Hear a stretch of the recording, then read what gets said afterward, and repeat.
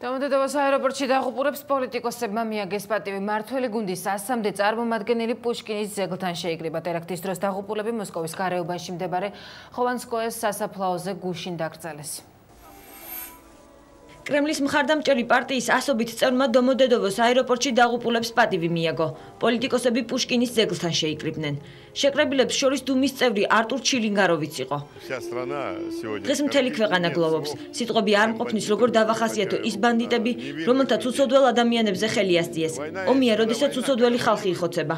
ჩემი საუკეთესო მეგობარი დაიღუპა, დამნაშავეები მკაცრად უნდა დაისაჯონ. ისინი უნდა გავანადგუროთ. მოვედი რომ პატივი მივაგო მათ, ვინც იმ საზარელ დღეს დაიღუპა, მათ ვინც სრულიად უდანაშაულოები იყვნენ. მეორე მსოფლიო ომის პერიოდში ლენინგრადის ნაცისტური ბლოკადის დროს გადარჩენილმა მარია ივანოვამ მომხდარ საზარელი დანაშაული უწოდა. ადამიანები, რომელთაც ცხოვრება უნდა გაეგრძელებინათ, არაფრის გამო დაიღუპნენ. სიტყვები არ მყოფნის იმ მწუხარების გამოსახატად, რასაც ახლა ვგრძნობ. დამოუკიდებლობის აეროპორტში ტერაქტის დროს დაღუპულები მოსკოვის გარეუბანში მდებარე ხოვანსკოეს სასაფლაოზე გუშინ დაკრძალეს. მოსკოვის აეროპორტის საერთაშორისო დარბაზში თვითმკვლელმა ტერორისტმა თავი 24 იანვარს აიფეთქა. შემთხვევას 35 ადამიანი ემსხვერპლა, 130 კი დაშავდა.